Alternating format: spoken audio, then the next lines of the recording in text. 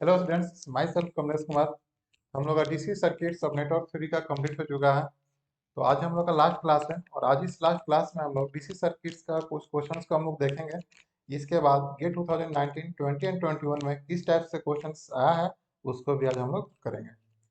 चलिए इस क्वेश्चन को हम लोग सॉल्व करते हैं, स्टार्ट करते हैं। Now in this question here, when a resistor R is connected, when a resistor R is connected to a current source, it consume a power of 18 watt. The first पहले हम लोग यहाँ पे given है एक resistance है जो कि करंट सोर्स से कनेक्टेड है और इस करंट सोर्स से जो भी हम लोग का सप्लाई हो रहा है ये हम लोग कंज्यूम होकर के पावर 18 वाट आ रहा है। Now next year when the same R is connected to a voltage source having same magnitude as a current source. तो एक हम लोग का रेजिस्टेंस है, पहले हम लोग को ये समझना होगा कि क्वेश्चंस में क्या कहा जा रहा है। तो सिंपल एक हम लोग का रेजिस्टेंस है। फर्स्ट इस रेजिस्टेंस में सबसे पहले करंट सोर्स को कनेक्ट किया गया। सपोज करते हैं इस करंट सोर्स का वैल्यू हम लोग का आई दिया हुआ है और इस रेजिस्टेंस है और इसमें बोला जा रहा है कि when resistor R is connected to a current source it consume a power of 18 watt. तो करंट सोर्स से कनेक्ट होने के बाद इस रेजिस्टेंस में पावर का कंजम्पशन 18 वाट हो रहा है। तो पावर का कंजम्पशन हम लोग देख चुके हैं। ऑब्जर्व किस कंडीशन पे क्या होना चाहिए, कंज्यूम के कंडीशंस में क्या होना चाहिए, डिलीवर के कंडीशंस में क्या होना चाहिए, रिलीज के कंडीशंस में क्या होना चाहिए। ये सारे हम लोग कंडीशन हम लोग बहुत अच्छा से देखे हैं। तो यहाँ पर तो कोई दिक्कत नहीं होना चाहिए आप लोगों को। तो यहाँ पे एक रेजिस्टेंस है। नॉर्मली हम लोग ये भी जानते हैं कि जहाँ भी रेजिस्टेंस हम लोग का होता है उस रेजिस्टेंस में हमेशा पावर का कंजप्शन ही होता है। तो इस क्वेश्चन में एक रेजिस्टेंस है जिसको करंट सोर्स से सप्लाई किया जा रहा है और इस रेजिस्टेंस में 18 वाट पावर का कंजप्शन होता है। पावर का कंजम्पशन के लिए इसका पोलैरिटी या रेजिस्टेंस का पोलैरिटी डायरेक्शन ऑफ करंट हम लोग डिसाइड करते हैं। यहाँ प्लस और यहाँ माइनस हो जाएगा। इसके थ्रू का करंट सोर्स का वैल्यू हम लोग सपोज किए हैं I. Now you have to power consume in this resistance, power consume equal to current का square into resistance equal to 18 watt. यही हम लोग गिवन है। एक रेजिस्टेंस है, करंट सोर्स से कनेक्ट किया गया है। करंट सोर्स से कनेक्ट करने के बाद इस रेजिस्टेंस में पावर का कंजप्शन 18 वाट दिया हुआ है। नेक्स्ट हम लोग देखते हैं when the same resistor R, this same resistor R is connected to a voltage source. इसी रेजिस्टेंस को एक वोल्टेज सोर्स से कनेक्ट किया जा रहा है। तो now you have to connect same resistance R connected by a voltage source, suppose here plus and minus V। Now resistance R। अब नेक्स्ट हम लोग का दिया हुआ when the same resistor R is connected to a voltage source having same magnitude as the current source. ये हम लोग का सबसे इंपॉर्टेंट लाइन है कि यहाँ पर दिया हुआ है कि जो करंट का जो वैल्यू था, अब ये करंट सोर्स था, अब हम लोग का वोल्टेज सोर्स से कनेक्ट किया जा रहा है। तो जो वैल्यू करंट सोर्स का था वही वैल्यू हम लोग का वोल्टेज सोर्स का होगा। तो समझिए कि अगर हम करंट सोर्स का वैल्यू 5 एम्पियर दिया हुआ है, इसका मतलब इस वोल्टेज सोर्स का भी वैल्यू 5 वोल्ट होगा। यहाँ पर करंट सोर्स है तो एम्पियर में होगा, यहाँ पर वोल्टेज है तो हम लोग का वोल्ट में होगा, यानी कि दोनों का मैग्नीट्यूड हम लोग का सेम दिया हुआ है। तो सपोज हम लोग करंट यहाँ पर आई अज्यूम किए हैं, इसका मतलब V इक्वल टू हम लोग का आई हो जाएगा। V इक्वल टू आई। इस लाइन से having the same magnitude as the current source, there is it means here I equal to V। यही हम लोग का दिया हुआ, जितना वोल्टेज सोर्स का वैल्यू होगा उतना ही हम लोग का करंट सोर्स का भी वैल्यू गिवन है। The power observed bye R is 4.5 वाट। अब नेक्स्ट यहाँ गिवन है इस रेजिस्टेंस में जो पावर ऑब्जर्व्ड होगा या कंज्यूम्ड होगा, दोनों का मतलब हम लोग का सेम है। हम लोग इसको बहुत अच्छा तरह से हम लोग देखे हैं। जो ऑब्जर्विंग हुआ या डिसिपेटिंग हुआ या कंजम्पशन हुआ, तीनों का मतलब सेम हुआ। तो यहाँ पर बोला जा रहा था power observed by R is 4.5 watt. तो वोल्टेज सोर्स से कनेक्ट करने के बाद इस रेजिस्टेंस में जो पावर का कंजम्पशन हो रहा उसका वैल्यू 4.5 वाट दिया हुआ है। तो सपोज करते हैं यार अब ध्यान देना यहाँ पे, यहाँ प्लस और यहाँ माइनस हम लोग कंसिडर किए हैं, यही प्लस माइनस हम लोग यहाँ पर जाएगा, प्लस और माइनस, तो ये सेम वोल्टेज हो जाएगा। अब इसके क्रॉस का पावर का कंजम्पशन इक्वल टू वोल्टेज का स्क्वायर डिवाइड बाई आर। यहाँ पर हम लोग लिखे करंट का स्क्वायर आर, क्योंकि यहाँ पर करंट का वैल्यू दिया हुआ था, इस रेजिस्टेंस में करंट हम लोग का इंटर कर रहा था, यहाँ पे हम लोग का वोल्टेज सोर्स गिवन है, तो ये वोल्टेज सोर्स का जो भी वैल्यू होगा इस रेजिस्टेंस के क्रॉस हम लोग का चला जाएगा, तो इसकी रेजिस्टेंस में जो पावर का कंजम्पशन इक्वल टू इसके क्रॉस का वोल्टेज का उसका डिवाइड बाई आर, दोनों हम लोग का सेम होता है। अगर ये रेजिस्टेंस है, जितना हम लोग का इसमें करंट फ्लो करता है तो आई स्क्वायर आर लिखते हैं, अगर इसके क्रॉस का वोल्टेज दिया हुआ तो वी स्क्वायर आर हो जाएगा, V square divide by R हो जाएगा। तो ना पावर कंज्यूम और power observe equal to V square divide by R equal to 4 तो ये हम लोग का वैल्यू दिया हुआ है। अब दो वैल्यू दिया हुआ है, यहाँ से दो कंडीशन दे दिया। अब नेक्स्ट हम लोग क्या पूछा जा रहा है, the magnitude of current source and value of R. तो करेंट का वैल्यू पूछा जा रहा है और नेक्स्ट हम लोग का इस रेजिस्टेंस का वैल्यू पूछा जा रहा है। यहाँ आप लोग का दो इक्वेशन है, दो अननोन हो जाएगा। अब हम लोग आप बहुत लोग कंफ्यूज करें, यहाँ पर वी स्क्वायर है, बट यहाँ पर ध्यान दीजिए जो भी वैल्यू दिया था वोल्टेज का वैल्यू, उस सेम हम लोग का करंट का वैल्यू का इक्वल दिया हुआ है, इसका मतलब V इक्वल टू हम लोग का I हो जाएगा। तो now put the value of V equal to I here. So from this equation here V equal to I put कर दिया हम लोग, I square divided by R equal to 4.5. Here I square equal to 4.5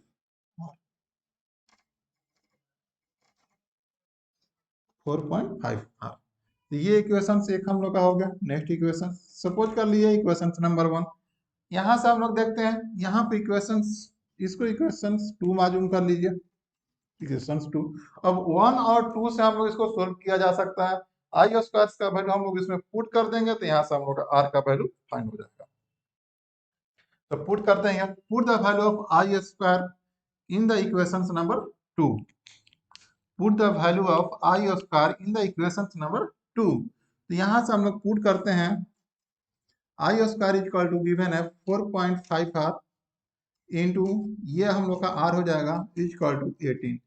यहाँ से 4 R square divided by 18 divide by 4. इसको solve करते हैं हम लोग, 4 0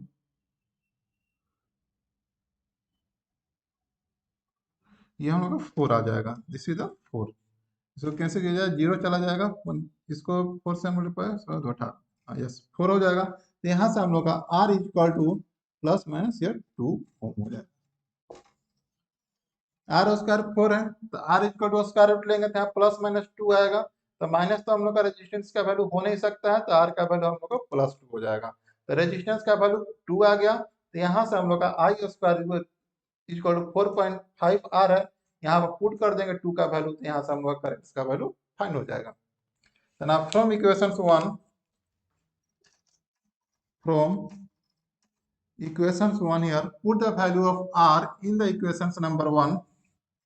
So I square is equal to 4.5 into 2 is equal to here 9, here I is equal to 3. Now next question, a 3-volt DC supply, 3-volt DC supply with an internal resistance of, with an internal resistance of 2 ohm, supply a passive non-linear, supplies a passive non-linear resistance, non-linear resistance characterized by the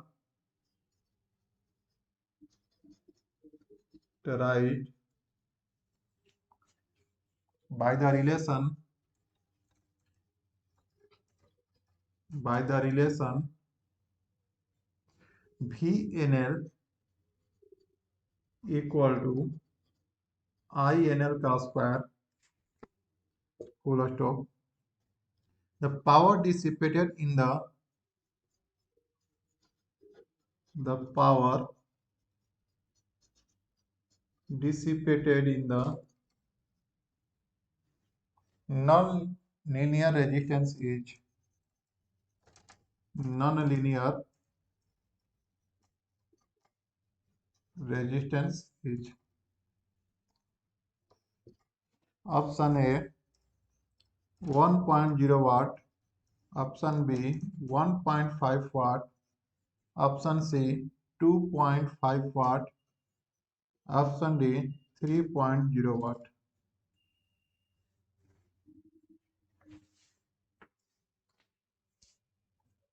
solve कीजिए इस questions को।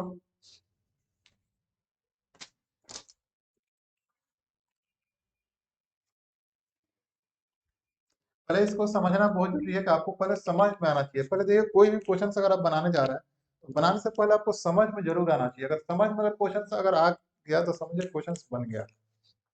अगर समझ के अगर आप question को अगर नहीं बनाते हैं तो उसमें सबसे ज्यादा गलत ऑप्शन भी आने का चांसेस रहता है, गलत भी होने का सबसे ज्यादा चांसेस होता है।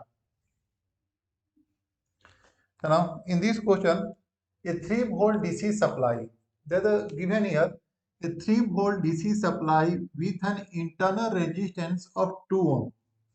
तो यहाँ पे हम लोग का 3 वोल्ट का डीसी सप्लाई है और उसके साथ एक इंटरनल रेजिस्टेंस 2 ओम का कनेक्ट किया गया है। Suppose here internal resistance and 3 volt DC supply. Suppose this is the R internal and this is VDC. Next, resistance of 2 ohm supply a passive non-linear resistance characterized by the relations. So there is given a passive non-linear resistance characterized. तो यहाँ पे एक non linear resistance में supply हो रहा है by the DC source और ये जो रेजिस्टेंस हम लोग का गिवन है this is non linear. Suppose characterized by non-linear. अब इसका रिलेशनशिप हम लोग गिवन है VNL इक्वल टू INL का स्क्वायर। इसका मतलब हम लोग इस रेजिस्टेंस के अक्रॉस का वोल्टेज VNL दिया हुआ है और इस रेजिस्टेंस के थ्रू का करंट INL गिवन है, यानी कि ये हम लोग इस रिलेशनशिप से पता आइडेंटिफाई कर पा रहे हैं कि VNL equal to INL square दिया हुआ। इसका मतलब इस रेजिस्टेंस के अक्रॉस का वोल्टेज VNL होगा, इसके थ्रू का करंट हम लोग INL होना चाहिए। Clear? Voltage across non-linear resistance VNL and current through this resistance INL. The power dissipated in the non-linear resistance is. अब क्वेश्चन से हम लोग को ये पूछा गया है इस रेजिस्टेंस के जो नॉन लीनियर रेजिस्टेंस है इसमें कितना पावर का डिसिपेशन होगा।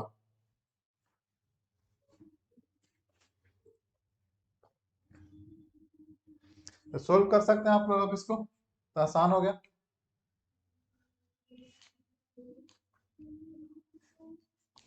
देखिए इस ब्रांच में जो करंट हम लोग गिवन है INL, यही करंट हम लोग का इस रेजिस्टेंस में भी जाएगा। तो अगर हम लोग इस रेजिस्टेंस में ये करंट जा रहा है तो इसी मतलब क्या हुआ, इससे आप हम लोग सिंपल केवीएल अप्लाई कर देंगे। केवीएल अप्लाई करने के बाद जो भी रिलेशनशिप दिया हुआ है उसको हम लोग पुट कर देंगे, तो वहां से हम लोग करंट और वोल्टेज का वैल्यू निकाल लेंगे और करंट और वोल्टेज का वैल्यू निकल जाएगा। तो इस रेजिस्टेंस के अक्रॉस का पावर कंजप्शन या पावर डिसिपेशन इक्वल टू इसके अक्रॉस का वोल्टेज एंड इसके थ्रू का करंट का मल्टीप्लिकेशन हम लोग का पावर डिसिपेशन होगा। चलिए इसको हम लोग सोल्व करते हैं। अब हम लोग इसका करंट का डायरेक्शन कभी भी रेजिस्टेंस में हम लोग बहुत जितना भी क्लासेस में हम लोग देखे हैं जितना भी रेजिस्टेंस हम लोग का होता है उसका पोलैरिटी करंट के डायरेक्शन से डिसाइड करते हैं। तो इसमें करंट्स का डायरेक्शन हम लोग अपवर्ड डायरेक्शन में इधर से जा रहा है, इसका मतलब यहाँ प्लस होगा और यहाँ माइनस होगा। सिंपल इस लूप में हम लोग केवीएल अप्लाई कर देते हैं। तो now here to apply here KVL, apply KVL in the loop. तो नाउ हियर यहाँ पे माइनस है प्लस, जहां भी ये बड़ा रहता है उसको प्लस लिखते हैं, जहां भी ये छोटा रहता है इसको हम लोग माइनस लिखते हैं। यहाँ से minus two plus voltage rise हो रहा है, इसको हम लोग लिखेंगे VDC।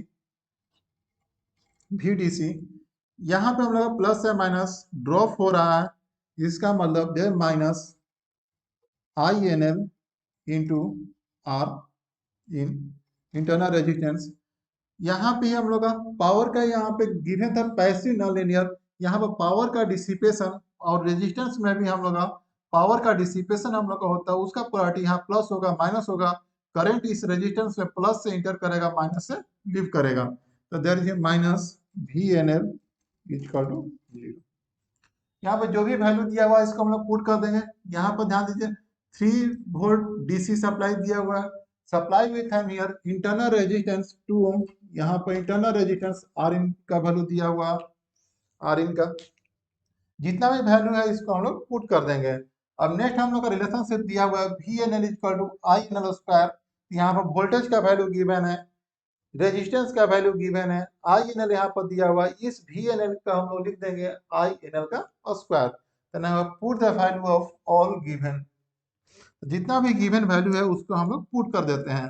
तो VDC equal to 3 volt minus internal resistance 2 ohm, तो 2 IN लिख देंगे, 2 INL and next VNL equal to given है INL का स्क्वायर, INL का स्क्वायर इक्वल टू 0। यहाँ से इसको रीअरेंज करके यहाँ से हम लोग यहाँ माइनस कॉमन ले लेंगे, इक्वल टू आ जाएगा INL का square plus 2 INL minus 3 equal to 0।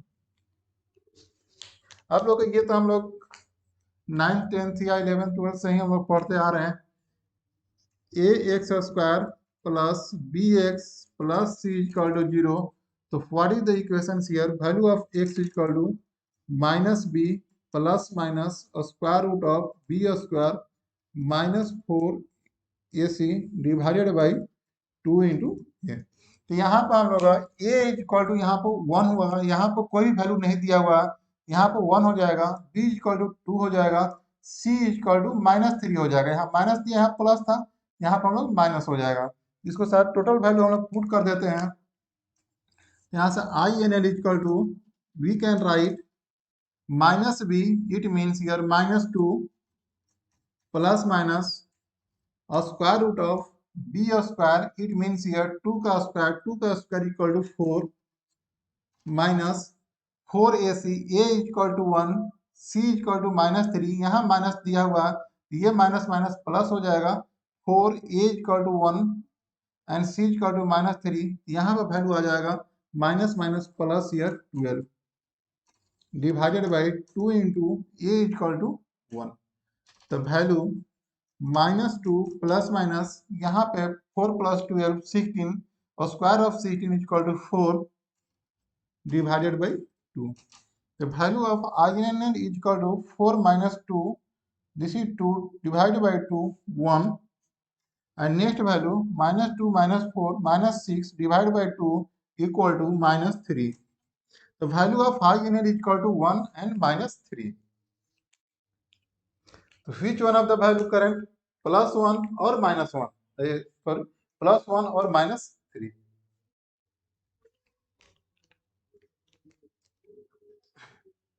तो देखिए यहाँ पर हम लोग माइनस 3 का वैल्यू नहीं होगा, क्यों ऐसा नहीं होगा, क्योंकि अभी हम लोग क्वेश्चंस में क्या पूछा जा रहा है, पावर का डिसिपेशन।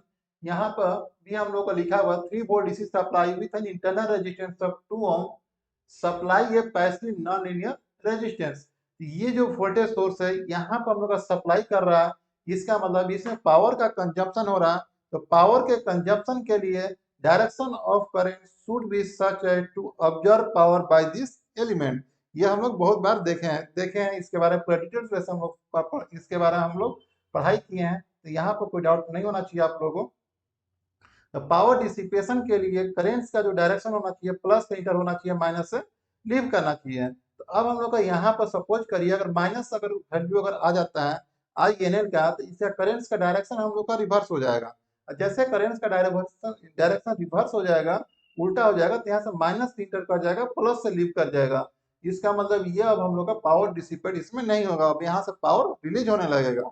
लेकिन क्वेश्चंस के अकॉर्डिंग इस नॉन लीनियर रेजिस्टेंस में पावर हम लोग का हमेशा डिसिपेट होना चाहिए, या पावर हम लोग का ऑब्जर्व होना चाहिए। तो अब पावर को ऑब्जर्व होने के लिए करंट का वैल्यू आई एन एल का वैल्यू हम लोग का -3 होना चाहिए, सॉरी आई एन एल का वैल्यू हम लोग का +1 होना चाहिए, इसका वैल्यू -3 नहीं होना चाहिए। Now value of I N L is equal to 1 ampere, तो this should be not correct, and I N L is equal to 1। तो अब नेक्स्ट हम लोग का फाइंड करना है वी एन एल। अगर वी एन एल फाइंड हो जाएगा तो हम लोग का पावर भी फाइंड हो जाएगा ना यार। अब यहाँ पर क्वेश्चन हम लोग को दिया हुआ है V N L equal to I N L square, तो आई एन एल का वैल्यू नॉन हो गया, तो वी एन एल का वैल्यू हम लोग को नॉन हो जाएगा। तो यार V N L equal to I N L square, यार I N L equal to 1 का स्क्वायर इक्वल टू 1, तो V N L equal to also 1। now power dissipated in the non-linear resistance, power dissipated is equal to VNL into I। तो यहाँ पर हम लोग plus हो जाएगा, पहले भी हम लोग देखे हुए हैं, जहां भी पावर का डिसिपेशन होता है वहां उसका प्लस हम लोग का इंडिकेशन होना चाहिए। और जब भी अगर हम लोग का प्लस से माइनस करंट अगर इंटर करता है तो उसका पावर हम लोग का प्लस हम लोग को आता है। VNL का वैल्यू 1, INL का वैल्यू 1 इक्वल टू 1। तो option A will be right answer.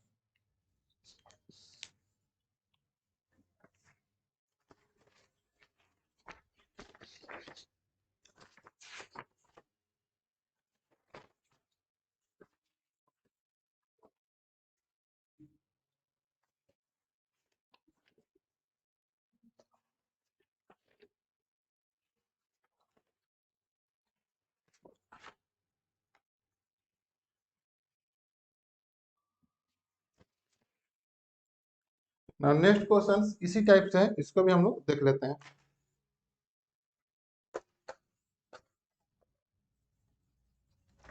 किसी का अगर कुछ भी अगर डाउट होता है तो आप डायरेक्टली कॉल भी कर सकते हैं, या आप व्हाट्सएप पे मैसेज भी कर सकते थे।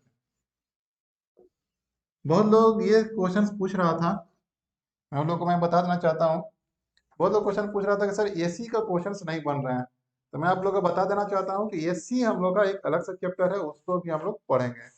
अभी हम लोग जो भी पढ़ाई किए ये हम लोग का डीसी सर्किट्स का था, तो जितना भी क्वेश्चन आप लोग का डीसी सर्किट्स का दिया हुआ उसको आप लोग सोल्व कर लें, और एसी सर्किट जब हम लोग स्टार्ट करेंगे तो उस समय हम लोग बता देंगे आपको कि एसी सर्किट का क्वेश्चन बनाइए, बेसिक में जा करके आपको जरूर सोल्व होगा। एसी सर्किट्स का जितना भी क्वेश्चन दिया हुआ है उसको आप लोग अभी सोल्व ना करें, हम लोग उसके पढ़ेंगे तो आप लोग सोल्व करिएगा। अभी हम लोग जो भी हम लोग बेसिक ऑफ डीसी सर्किट्स का हम लोग कंप्लीट किए हैं, तो डीसी सर्किट्स में जितना भी बेसिक्स का क्वेश्चन दिया हुआ आप लोग उसको सोल्व करें।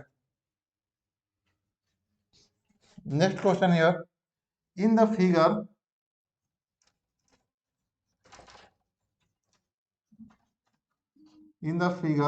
the value of resistance R, the value of resistance R is 25 plus I by 2 ohm, where I is the current in ampere, where I is the current in ampere, the current I is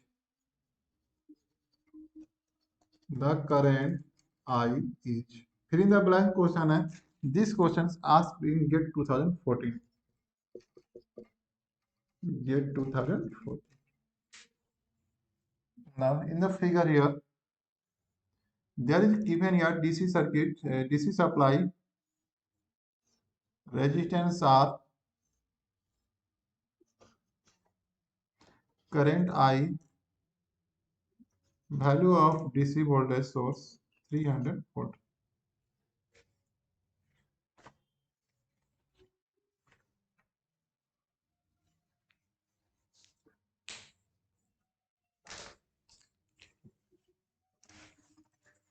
तो अभी जिस type से हम लोग जो question को किए थे, वो भी जो पिछला जो क्वेश्चन किए थे, ये भी हम लोग का गेट का ही क्वेश्चन पूछा हुआ था, बहुत पहले क्वेश्चन था, और यह भी हम लोग का लेटेस्ट क्वेश्चन पूछा गया था, जस्ट सिंपल उसी टाइप से ये भी क्वेश्चन है।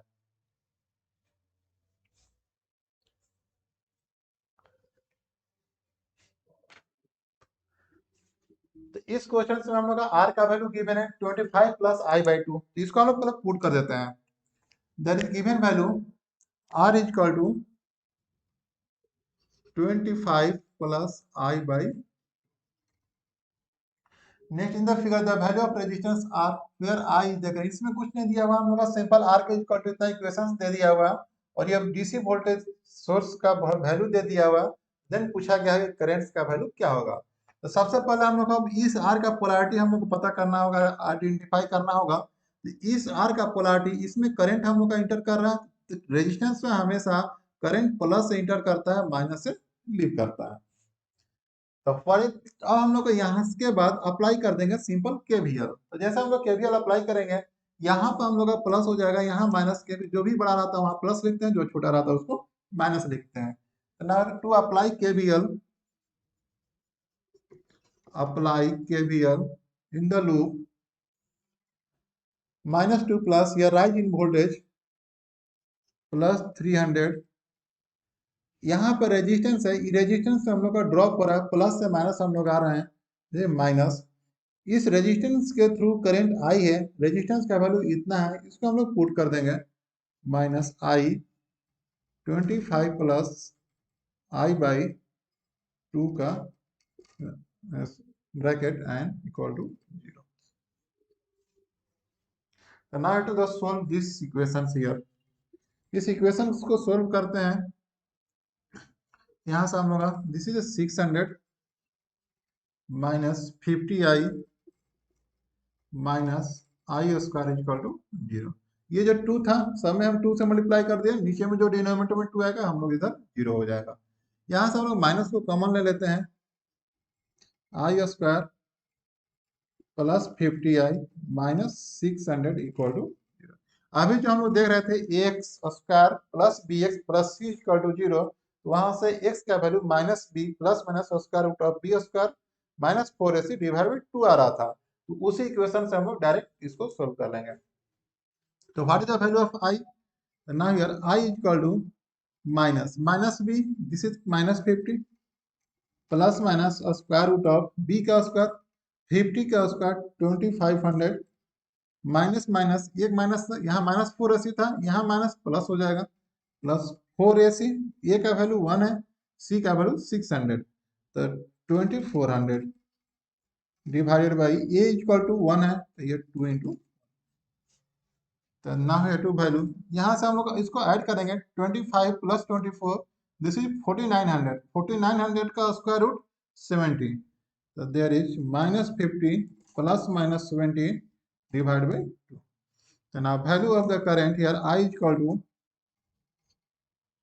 70 minus 50, there is 20 divided by 2, here 10 ampere.